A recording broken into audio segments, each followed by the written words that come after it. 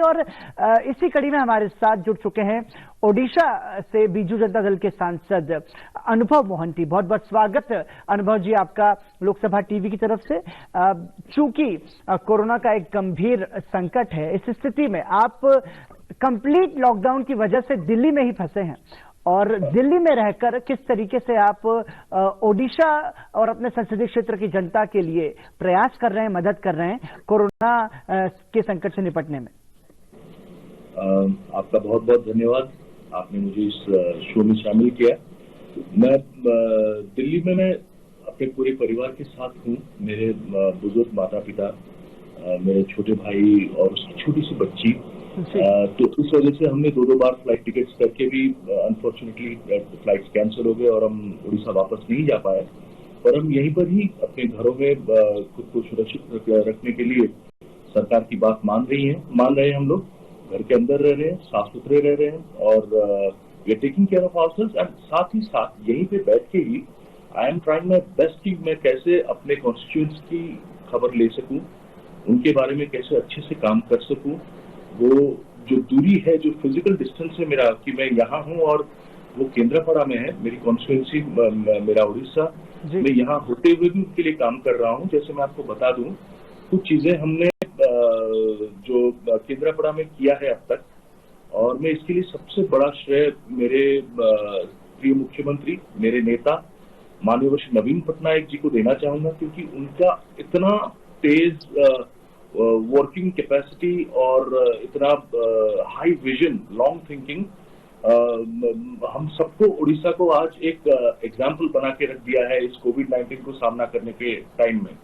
मेरे parliamentary constituency में हमने 100 Covid hospitals, 100 bedded Covid hospital हमने बनाया है वहां पे, सम हॉस्पिटल के साथ मिलकर सरकार ने बनाया है, जिसमें 10 आईसीयू हैं पेशेंट्स का ख्याल रखने के लिए स्पेशली। और पूरे केंद्रापड़ा पार्लियामेंट्री कॉन्स्टिट्यूएंसी में 1000 से ज्यादा बेडेड कोविड केयर सेंटर्स हैं, CCC कोविड केयर सेंटर्स, जिसके तहत हर पंचायत में 60 से 70 कोविड केयर सेंटर्स हैं। हर पंचायत में आपको मिलेगा और हर पंचायत में वो लंच हो या डिनर हो, दोनों वक्त खाना अच्छे से वहां पे बनाया जाता है और लोगों को खाना पहुंचाया जा रहा है। लोग आके वहां पे सोशल डिस्टेंसिंग को मेंटेन करके, कोई नियम कानून को ना तोड़ के वहां से खाना लेके अपने घर भी जा सकते हैं। और उसके साथ केंद्रापड़ा में 600 लोग हैं जो विदेश से आए हुए हैं और वो होम क्वारंटाइन में है वहां पे, और उनका ध्यान भी रखा जा रहा है। बाकी 8500 आउटसाइड फ्रॉम उड़ीसा के बाहर हमारे पूरे भारत से, विभिन्न राज्यों से 8500 लोग जो कर्मचारी हैं, जो काम करने के लिए आए हुए थे, वो जब केंद्रापड़ा में फंसे हुए थे, तो उन सबको हमने खाना प्रोवाइड किया है, उनका ध्यान रखने का पूरा कोशिश किया है। उनका जो भी बेसिक कम्युनिटीज है, जो जरूरी है, वो सब हमने उनको पहुंचाने का कोशिश किया है, ताकि उनको ना लगे कि वो अपने राज्य से बाहर हैं और उड़ीसा में आकर वो लोग फंस गए। ठीक है। तो हमारी राज्य सरकार, हमारे नवीन सर, हम सबको ये इंस्ट्रक्ट किए हैं कि we must take care of every person who is in Orissa, और स्पेशली हम जानवरों का भी ख्याल रखते हैं। This is for the first time in India, जो कि 54 lakhs only for animal care Naveen sir ने घोषणा किया था।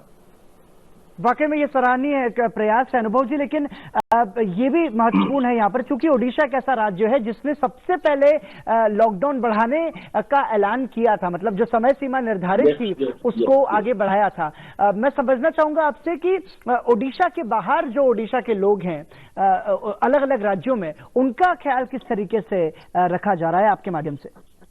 देखिए, इस बारे में भी नवीन सर ने एक स्पेशल टास्क फोर्स उन्होंने बनाया है, एक टीम बनाया है जो कि ऑथराइज्ड है वहां पर। हमारे एक IAS ऑफिसर संजीव चोपड़ा जी हैं, फिर एक IPS officer sir Anurag ji हैं, अमिताभ जी। ये दोनों के लीडरशिप में उड़ीसा के बाहर जो भी लोग फंसे हुए उड़ीसा से, तो उन सब तक हम कनेक्ट कर रहे हैं, उन सब तक हम पहुंचने की कोशिश कर रहे हैं। हेल्पलाइन नंबर भी है और मेरे खुद का भी एक हेल्पलाइन नंबर मैंने चालू किया है, ताकि उड़ीसा में हो या उड़ीसा के बाहर हो, पूरे देश में कहीं से भी हमको कांटेक्ट कर सकते हैं, अपने बारे में बता सकते हैं। कोई किसी असुविधा में है, तो खाना पहुंच नहीं रहा है, या कोई बेसिक कम्युनिटीज उनके पास पहुंच नहीं दे रही है, तो हमें बता सकते हैं। हम उनका ख्याल जरूर रखते हैं। और साथ ही साथ मुझे पर्सनली, अगर आप मेरे बारे में बताएं, तो पर्सनली मुझे जितने भी SMS, जितने भी व्हाट्सएप मैसेजेस, जितने भी कॉल्स आ रहे हैं, जहां कहीं से भी, पूरे हिंदुस्तान से, जहां पर उड़िया लोग फंसे हुए हैं, और खाली उड़िया नहीं, मुझे बिहार से भी काफी लोगों का कॉल आया था। मुझे उड़िया लोगों ने बताया कि मध्य प्रदेश से भी हैं, कुछ यूपी से भी है। ये सब मिलके किसी किसी जगह में काम कर गए हुए और फंसे हुए हैं, और उनको खाना चाहिए था, तो और उनको घर भी वापस जाना है। पर मैं उन सबको ये बताने की कोशिश कर रहा हूँ कि नहीं, देखो, we have to face it. मैं खुद फंसा हुआ हूँ दिल्ली में अपने परिवार के साथ, और परिवार के कुछ लोग उड़ीसा में भी हैं। तो मेरा भी मन करता है कि मैं अपने घर वापस जाऊं। अपने घर में हर कोई सबसे ज्यादा सुरक्षित समझता है। पर ये जो वक्त है, हमको जरा सोच समझ के डिसीजंस लेने पड़ेंगे। जब हमारे राज्य के मुख्यमंत्री ने सबसे पहले घोषणा किया कि लॉकडाउन को एक्सटेंड किया जाए, और फिर जब माननीय प्रधानमंत्री श्री नरेंद्र मोदी जी, जब उन्होंने घोषणा किया कि नहीं, मई 3 तारीख तक लॉकडाउन को एक्सटेंड किया जाए, तो I think they are the leaders, they are the head of the nation, head of the state. So it is our duty, our responsibility to honor them, to listen to them, to obey them, and with all honesty and with all special care that we can take care of ourselves and for the nation. So लोगों से मेरी आपके माध्यम से इतनी सी विनती है कि प्लीज अपने घरों में रहें, साफ सुथरा रहें, सुरक्षित रहें। अभी आप जहां जहां हैं, वहां से ज्यादा सुरक्षित और कोई जगह नहीं हो सकती है। आपको लगता है कि आप अगर घर वापस चले जाएंगे अपने राज्यों में, और अपने घर पहुंचकर आप सही सलामत हो जाएंगे, भगवान करे ये सब सच हो, पर ये मुमकिन नहीं है इस वक्त। बिल्कुल ये मुमकिन नहीं है इस वक्त, क्योंकि आप अगर 4000 5000 लोग एक साथ निकलोगे, भगवान न करे उनमें से किसी 2-4 को भी अगर पॉजिटिव हो कोरोना वायरस, तो आप सोच सकते हैं क्या हो सकता है। बिल्कुल। और ऐसे कैसे जैसे उदाहरण है हमारे देश में जिस वजह से ये फैला है बहुत ज्यादा। बिल्कुल ठीक है अनुभव जी।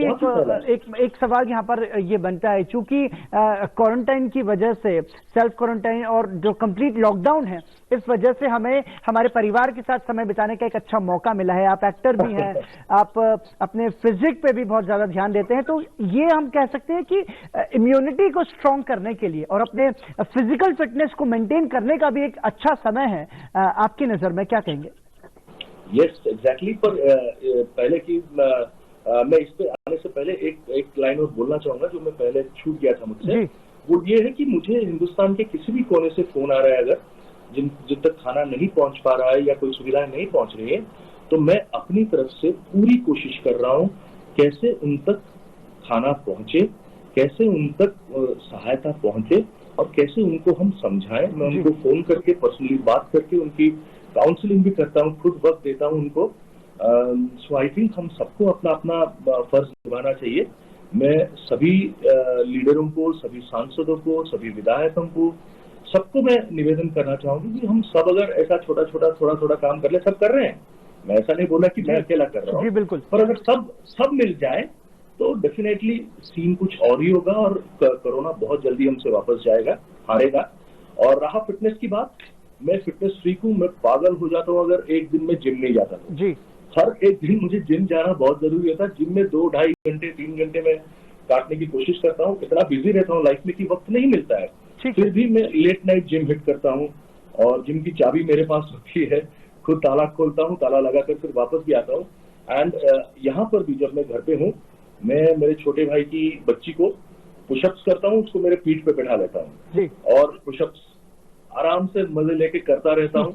और डंबल्स है मेरे पास कुछ वेट्स हैं, कुछ बाबल्स हैं जो वर्कआउट के लिए चाहिए। जैसे मैं अभी भी यहाँ पर जब आपसे इंटरव्यू से पहले कुछ टेक्निकल प्रॉब्लम की वजह से हमको 1 घंटा लग गया कनेक्ट होते होते, तो उस दौरान आप देख सकते हैं मैं यही कर रहा था, यहाँ पे बैठे ये मेरे dumbbells, and I was just working out very properly and I was enjoying it. वाकई में ये तस्वीर एक प्रेरणा देती है, सीख देती है दर्शकों को भी। जी, घर वालों के साथ जितना वक्त बिता सकते हैं उतना बिताएं, बिल्कुल क्योंकि हमने बहुत नेग्लेक्ट किया है हमारी असल जिंदगी को। बिल्कुल हमने बहुत नेग्लेक्ट किया अपने परिवार को, हमने बहुत नेग्लेक्ट किया है खुद को। हमने कभी नहीं सोचा कि हमें वक्त देना चाहिए, खुद को साफ सुथरा रखना चाहिए, हमको अच्छा खाना चाहिए, हमको घर वालों में मतलब अगर मान लीजिए माता पिता वो कौन सी दवाई खाते हैं, ऐसे बहुत कम ही लड़के होंगे, बच्चे होंगे या जिनको ये जानकारी होगी, जिनको ये जानकारी होगी कि माँ बाप को बीमारी असल में है क्या, कौन सी दवाई वो खाते हैं, किस वक्त वो खाते हैं। बिल्कुल ठीक है। तो कम से कम इस वक्त को उस चीज में यूटिलाइज करें, पता करें कि उनके माँ बाप की क्या प्रॉब्लम्स है, उनकी क्या बीमारियां हैं, उनका ख्याल रखें। बिल्कुल, बहुत महत्वपूर्ण सीख यहाँ पर अनुभव जी आपने हमें, पर अब हम नहीं रख पा रहे। जी बिल्कुल, हमें और हमारे दर्शकों को यहाँ पर दी। बहुत बहुत धन्यवाद अनुभव मोहंती हमारे साथ जुड़ने के लिए।